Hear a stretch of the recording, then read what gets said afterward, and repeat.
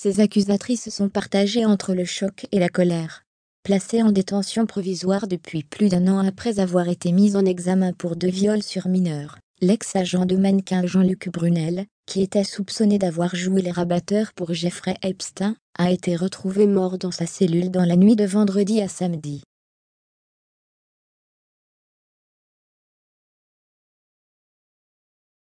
Comme le pédocriminel américain, le septuagénaire français s'est, selon les premiers éléments de l'enquête, suicidé par pendaison.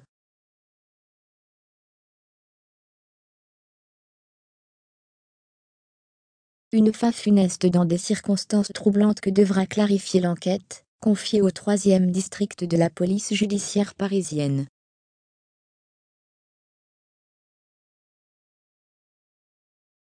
D'autant que selon nos informations, Jean-Luc Brunel avait tenté de mettre fin à ses jours à plusieurs reprises, depuis qu'il était derrière les barreaux.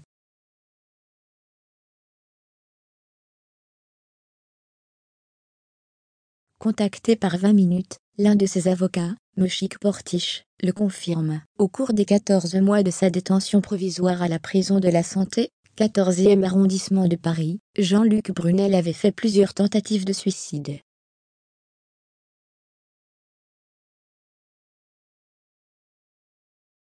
Pourtant, selon le parquet, il n'était pas placé dans une cellule de protection d'urgence, CPRU.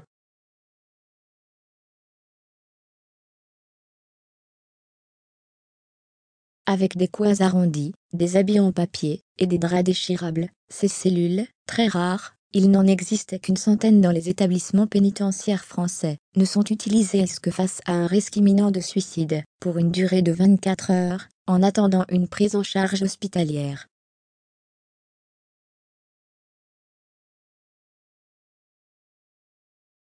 Comme le chanteur Jean-Luc Lahaye, ou l'ex-maire de Levallois-Perret Patrick Balkany, Jean-Luc Brunel était en revanche incarcéré dans le quartier pour personnes vulnérables, QPV.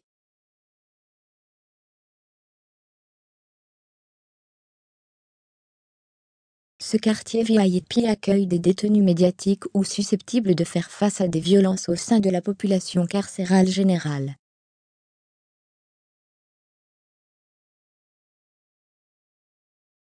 Selon le parquet de Paris, Jean-Luc Brunel était seul dans sa cellule, et il a été retrouvé mort vers 1h30 du matin lors d'une ronde de nuit des surveillants pénitentiaires.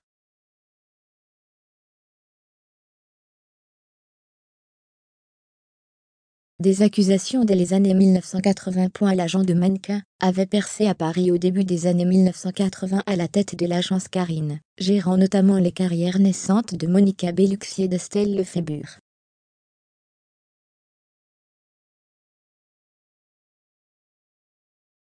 Accusé de viol en 1988 par une mannequin témoignant anonymement dans un reportage de l'émission américaine 60 minutes, Jean-Luc Brunel part s'installer aux États-Unis.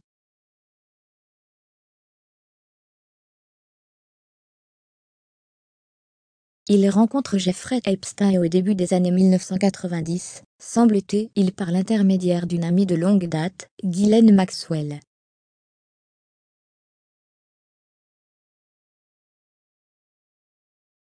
L'ex-compagne du financier américain a récemment été reconnue coupable de trafic sexuel par la justice new-yorkaise et risque 65 ans de prison.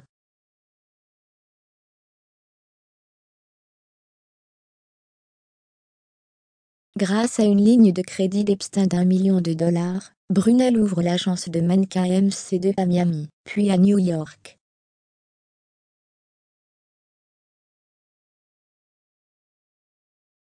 C'est via cette agence qu'il est accusé, par plusieurs victimes d'Epstein, d'avoir fourni des jeunes filles mineures aux pédocriminels américains.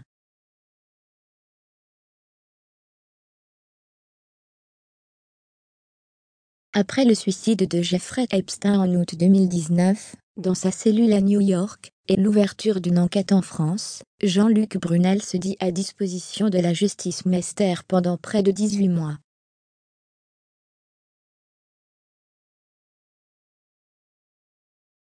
Puis tout bascule en décembre 2020. Il est arrêté à l'aéroport Charles de Gaulle, alors qu'il s'apprête à prendre un avion pour le Sénégal.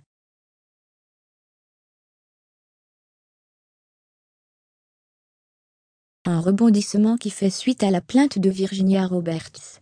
Cette Américaine dit avoir été retenue comme esclave sexuelle par Epstein et contrainte à plusieurs rapports sexuels quand elle était mineure, avec le prince Andrew, qui vient de conclure un accord à l'amiable de plus de 10 millions d'euros avec elle, pour éviter un procès au civil, est avec Jean-Luc Brunel.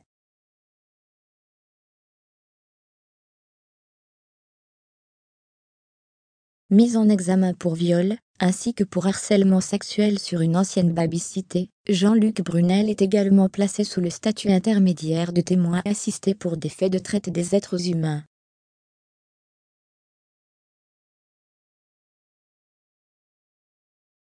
Lors de sa détention provisoire, il est également mis en examen pour un second viol sur mineur.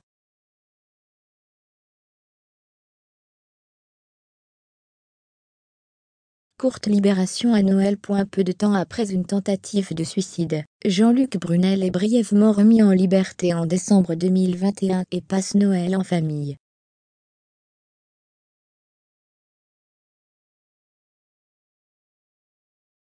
Le juge des libertés et de la détention a considéré qu'en l'état de l'instruction, plus rien ne justifiait son incarcération au regard de la loi, assure Meshik Portiche.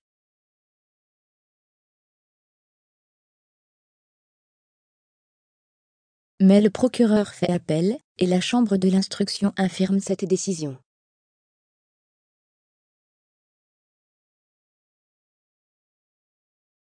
Jean-Luc Brunel retourne en détention provisoire. Avec son décès, de nombreuses questions restent sans réponse.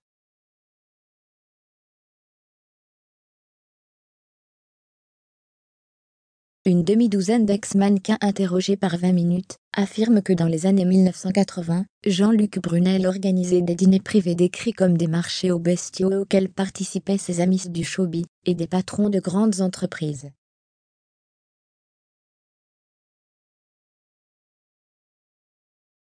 Selon elle, des jeunes filles vulnérables, dans des situations d'extrême précarité, subissaient des pressions pour avoir des relations sexuelles contre la promesse d'une carrière de top modèle.